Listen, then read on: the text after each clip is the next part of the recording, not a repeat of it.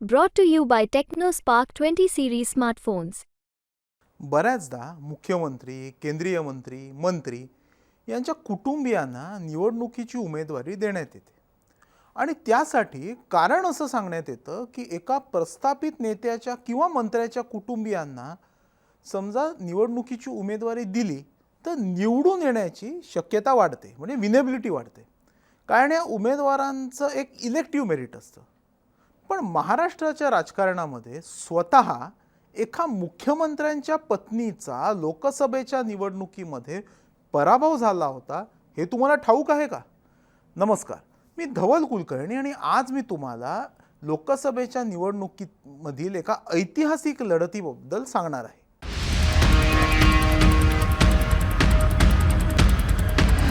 काँग्रेसच्या पक्षश्रेष्ठींनी 2003 मध्ये महाराष्ट्राच्या मुख्यमंत्री पदावरून विलासराव देशमुख यांची उचलबांगडी केली आणि त्यांच्या जागी नेमले सुशीलकुमार शिंदे यांना.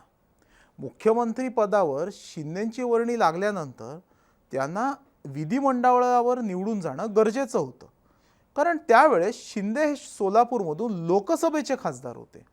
त्यावेळेला सोलापूर दक्षिण मतदारसंघाचे आमदार आणि माजी मंत्री आनंदराव देवकाते यांनी आमदारकीचा राजीनामा दिला आणि त्यांच्या जागी शिंदे विधानसभेमध्ये निवडून गेले. त्यानंतर झालेल्या लोकसभेच्या पोटनिवडणुकीमध्ये काँग्रेसने देवकातेंना उमेदवारी दिली. त्यांच्या विरोधात उभे होते भारतीय जनता पक्षाचे उमेदवार प्रतापसिंह मोहिते पाटील. सुशीलकुमार शिंदे यांना मुख्यमंत्री बनवल्यानंतर उपमुख्यमंत्री म्हणून राष्ट्रवादी काँग्रेस पक्षाने सोलापूर जिल्ह्यातल्याच अकलूजचे विजयसिंह मोहिते पाटील यांना नेमले. मुख्यमंत्री आणि उपमुख्यमंत्री एकाच जिल्ह्याचे असण्याचा महाराष्ट्रातला हा पहिलाच प्रसंग असावा. विजयदादांचे धाकटे बंधू असलेले प्रतापसिंह उर्फ पप्पा हे एक आक्रमक नेते आणि फरडे वक्ते सुद्धा होते. आता उपमुख्यमंत्र्यांचेच धाकटे बंधू भाजपचे उमेदवार असल्यावर त्यांच्या प्रचारात राष्ट्रवादी काँग्रेस पक्षाचे स्थानिक नेते आणि कार्यकर्ते मागे कसे राहतील? झालं, हळूहळू वातावरण काँग्रेसच्या विरोधात जाऊ लागलं. प्रतापसिंह मोहिते पाटलांच्या प्रचारासाठी त्यावेळेस शिवसेनेचे कार्यकारी अध्यक्ष असलेले उद्धव ठाकरे, भारतीय जनता पक्षाचे अध्यक्ष व्यंकय्या नायडू आणि ज्येष्ठ नेते प्रमोद महाजन, गोपीनाथ मुंडे या सगळ्यांनी सोलापुरात येऊन तळ ठोकून प्रचार केला. तर काँग्रेसच्या वतीने अर्थातच शिंदे किल्ला लढवत होते आणि प्रचारात त्यांच्या मदतीला होते ज्येष्ठ नेते शिवराज पाटील आणि माजी मुख्यमंत्री अब्दुल रेहमान अंतुले आणि विलासराव देशमुख सुद्धा. कमी पाऊसमानामुळे पण या निवडणुकीला दुसरी एक जातीय किनार सुद्धा होती. मुख्यमंत्री शिंदे हे होते दलित समाजाचे आणि त्यांचे उमेदवार आनंदराव देवकाते धनगर समाजाचे. तेव्हा कुठेतरी ही लढाई मराठा विरुद्ध मराठेतर अशी सुद्धा झाली. शेवटी सप्टेंबर 2003 मध्ये निवडणुकीचे निकाल आल्यावर सगळ्यांनाच मोठा धक्का बसला.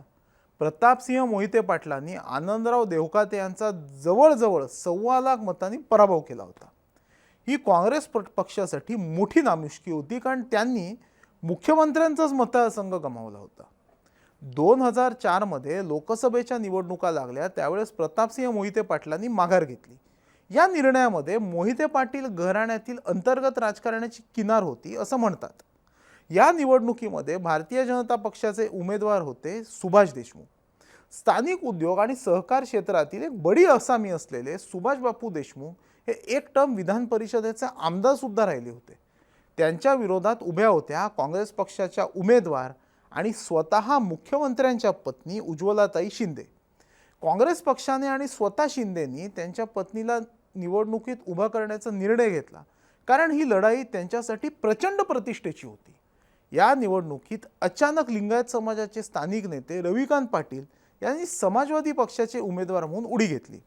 गंमत म्हणजे काही दिवसांनी त्यांनी अचानक तशी माघार सुद्धा घेऊन उज्ज्वलाताई शिंदेंना पाठिंबा सुद्धा जाहीर केला. म्हणजे आता निवडणूक ही शिंदे विरुद्ध देशमुख अशीच झाली होती.